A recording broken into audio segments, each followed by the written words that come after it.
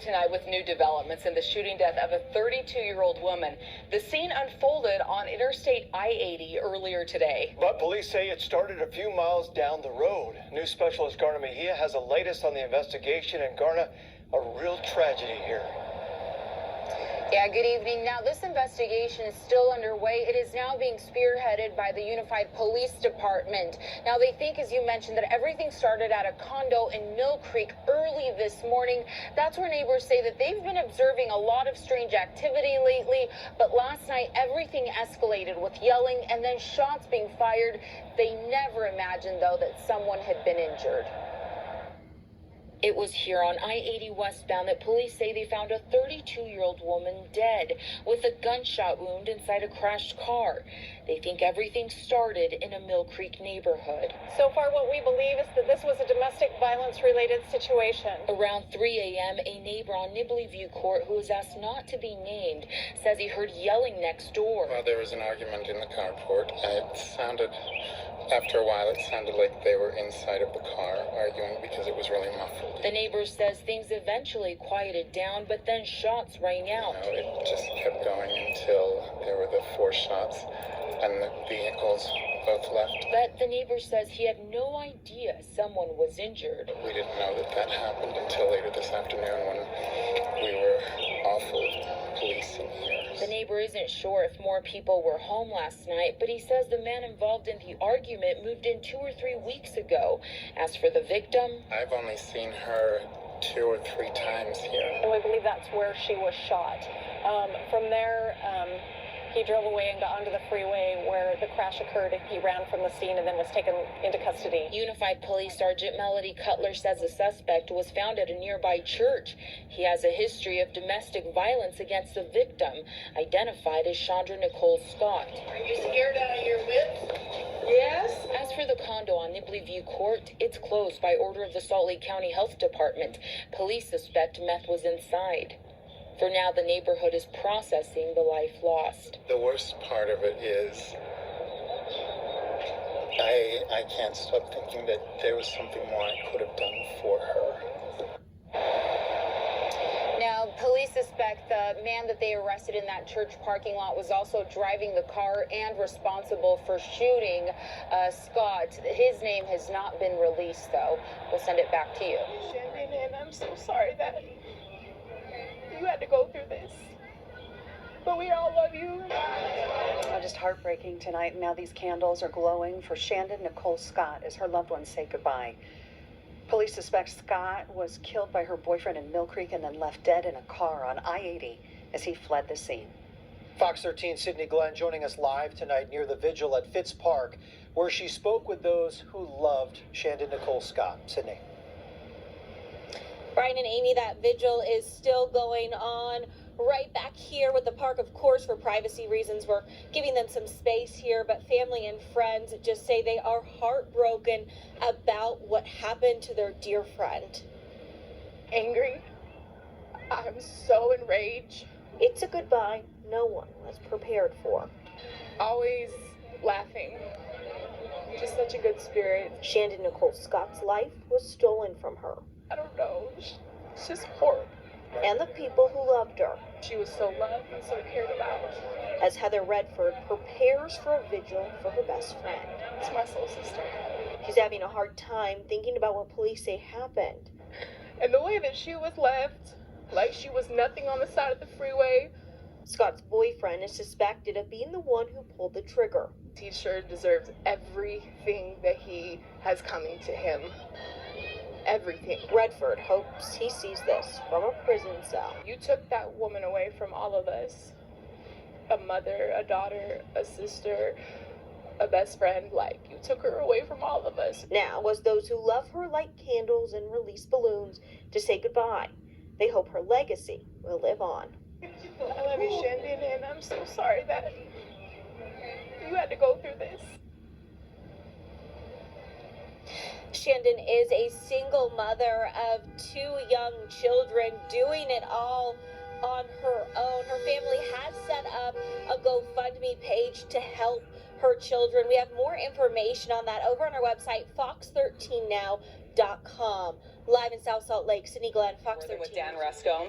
Family and friends are remembering a woman who was shot and killed this weekend. Police say her boyfriend was the shooter. Yeah, real tragedy here. Today they released more information about him and say he has a long criminal history. News specialist Tanya Dean is live in a Salt Lake City park where a vigil is held for the 32-year-old victim. Tanya? Yeah, Dan and Debbie, the victim, Shandon Scott, was a mom and leaves behind a 15-year-old daughter and 7-year-old son. Her friends say she was loyal and loving, but stayed in a bad relationship for too long. She was so loved and so cared about. Dozens of people turned up at a Salt Lake City park tonight to show their love for 32-year-old Shandon Scott. She was my best friend. I don't know. It's just horrible. Heather Redford said she was with Shandon the night she was murdered. I was with her 2 hours before it happened, and I never thought in a million years that I would get a phone call saying, Heather, what's going on? Like, what happened? What's happened to Shandon? Police say early Saturday morning, Shandon was found dead inside a car that crashed on I-80. But it wasn't the accident that killed her. It was a gunshot wound. The driver had run off, but he was later caught and identified as 31-year-old Terrence Voss, Shandon's boyfriend. They did have a previous domestic violence history between the two, Shandon and Terrence. In addition, we do know he has a very lengthy criminal history. Has been known to law enforcement really his entire life. Voss was a parole fugitive and has a history of assault and weapons charges. Friends say they told Shandon to leave him months ago. We told her to stop. And now, she's not here anymore because of it. Tonight, they wrote notes to Shandon and sent them off into the sky. They hope she gets the message. I love you, Shandon, and I'm so sorry that you had to go through this. Voss was taken straight to prison because Identified the suspect in this weekend's murder of a 32-year-old woman who crashed on I-80. Yeah, they say 31-year-old Terrence Trent Voss is a known gang member and a parole fugitive. 2 News broke this story this afternoon, and our Daniel Woodruff has been following it all day. Daniel, what's the latest? Well, we know that the suspect in this case, Terrence Voss, is back in prison now after getting arrested yesterday.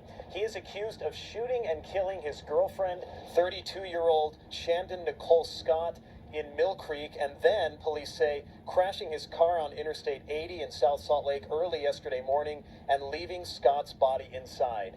The suspect was later arrested. Unified Police Sergeant Melody Cutler confirmed to 2 News this afternoon that Voss is the suspect in this case and that charges are pending.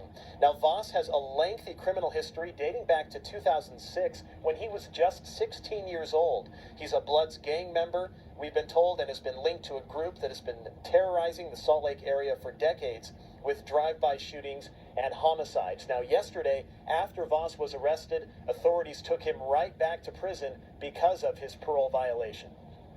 That's a definite tragedy that a young woman lost her life for someone that potentially could have been in prison.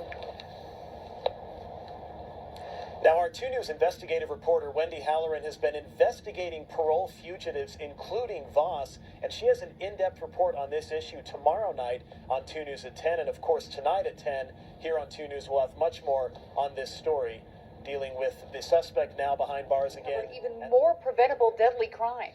Inadequate supervision of Utah's most dangerous criminals by adult probation and parole is the central issue here, and Wendy Halloran has been tracking it for months. Wendy, what's the latest? Well, Mark and Heidi, AP&P has denied me access to records they don't want you to see. Thanks to whistleblowers, I can share with you details that paint an alarming picture of repeated supervision failures. My sources say it's a game of Russian roulette with people's lives. Once the Metro Gang Unit's public enemy number 1. We're talking about a really violent gang, the Black Mafia gangsters. Terrence Voss has led a life of crime, from drive-by shootings to aggravated assault and stabbing another inmate with a shank.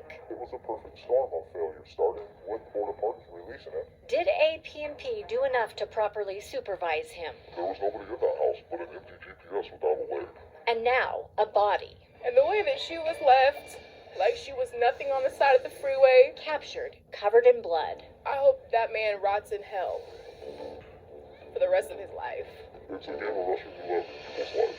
I can't even pretend to understand how difficult that would be to be released under those circumstances. Terrence Voss was paroled early from prison, a compassionate release on January 16th, 2020, after his 4-year-old daughter was murdered. Yes, sir. Do you understand that? Yes, sir. Despite being given this chance, this is Voss being arrested by UHP for drunk driving just over a month later. And though I made a mistake and violated my parole, I am not thumbing my nose at supervision. His attorney weighs in. My recommendation is he serve the JRI and be released for another parole. We have Agent Walzer here with us. His parole agent calls in at the tail end. .118, which is fairly intoxicated, as we all know, that the board just take that into consideration. Making it appear as though I just got out and gave 2 giant middle fingers to parole. Internal documents obtained by 2 News Investigates containing secret information about APMP's supervision of Voss show he did precisely that. Voss was classified as a high risk, meaning he required heightened supervision. But our investigation uncovered violation after violation without any action from Voss's parole agent or supervisor. They both just dropped the ball. Voss was granted early parole on May 21st, 2020 due to COVID. June 19th, 2020, his parole agent attempted a field visit. The home had multiple bullet holes. No answer at the door. He's a violent gang member. You go to his house the first time out, you see bullet holes in his house, and you do nothing about it? 2 News obtained this standards of supervision document, which says a parole agent must have a successful face-to-face residential contact with the offender every 60 days. That didn't happen with Voss. Documents show 6 visits spanning from July 2020 to January of this year, where the agent went to Voss's house, but he did not see Voss, writing no answer at the door despite his new ankle monitor showing he was at home. I gave him plenty of opportunity to come to the door, plus the dogs were barking loudly. He did not see him face to face one time. Our whistleblower said each one of these visits should have resulted in immediate action from the APMP agent. He should have gotten a warrant for his arrest right there. Within how much time? Within 24 hours. I would have went back to my office and wrote a warrant on him right there. On January 30th, 2021, Salt Lake police responded to a restaurant where a bloodied Shandon Scott told them Voss beat her up after accusing her of flirting with another man. She also divulged he'd assaulted her back in November, breaking her leg, requiring surgery that night. Scott's friend, Heather Redford. Months ago, when prior events of domestic violence had occurred, we told her to stop. A confidential document showed Voss's parole agent was contacted by Salt Lake PD that day and made aware Scott had been assaulted. At that point, the agent finally took action and wrote a warrant for Voss's arrest to the Board of Pardons and Parole. But for almost 2 months, Voss was nowhere to be found until May 1st of this year. There was a car accident, shots fired, somebody was shot at. Shandon Scott's body was found in a car on I-80. This female has been shot multiple times. Shame on the board for letting him up, and shame on APMP for allowing him to stay off. That's their job. I requested an interview with Dan Blanchard, the director of APMP, to ask him why the agent took no action when violations occurred and why his supervisor allowed it. But the answer was no. And Mike Haddon, the director of the Board of Pardons and Parole, also refused to talk. So I went to Tom Ross, the executive director of the Commission on Criminal and Juvenile Justice. I'm here sitting with you because I'm not running from this. I know why I was brought in. Do we have a supervision problem in this state? I think we have a supervision challenge. I asked Ross specifically about the Voss case and his many chances at rehabilitation and parole. There can be unintended consequences. Ross was informed about Voss's criminal history in advance of the interview, but said he could not speak about APMP or the Board of Pardons and Parole. Instead, he said, and I'm going to do everything I can in my role as from the policy perspective to try to look at it and see what do we learn from this? What can we improve going forward? And were the right things at play? 5 days after Shandon Scott was murdered, Voss's parole agent amended his warrant request, writing that initially Voss was doing well with his parole. However, in light of the circumstances, it appears as if that is not the case. The Salt Lake County District Attorney's Office is still screening the case for criminal charges. We have much more on Voss, his criminal history, and supervision on our website, KUTV.com. Wendy.